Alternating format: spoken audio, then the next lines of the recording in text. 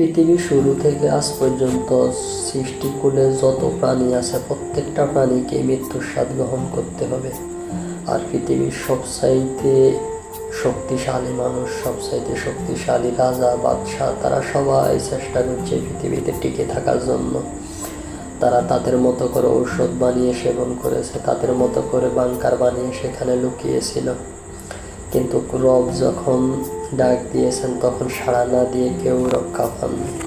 প্রত্যেকটা প্রাণীকে মৃত্যুর স্বাদ গ্রহণ করতে হবে। আপনি আজ মানুষের উপরে জুলুম, অত্যাচার, নির্যাতন, লাঞ্ছনা এসবগুলা তৈরি করে মানুষের উপরে আযাব সৃষ্টি করেছেন।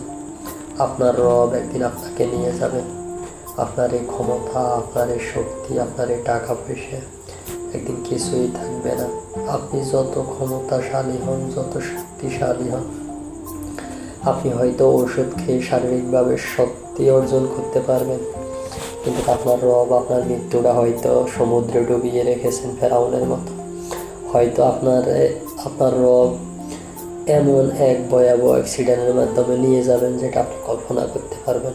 হয়তো আপনার বোমার আঘাতে আপনি ছিন্ন বিচ্ছিন্ন হয়ে যাবেন। আপনি পৃথিবীতে যতই ক্ষমতাশালী হন, যতই শক্তিশালী হন, যখন সময় আসবে আপনার রব আপনাকে নিয়ে যাবে। যত পারেন জুলুম করেন, যত পারেন অত্যাচার করেন, যত পারেন মানুষের উপরে নিপীড়ন তৈরি করেন, নির্দিষ্ট সময়ের পরে আপনার রব আপনাকে নিয়ে যাবেন।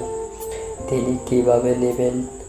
হয়তো আপনাকে পৃথিবীতে লাঞ্ছনার সহিত, বেইজ্জতের সহিত নিয়ে যাবে, কিন্তু আপনার রব প্রত্যেকটা প্রাণীকে মৃত্যুর স্বাদ গ্রহণ করাবেন।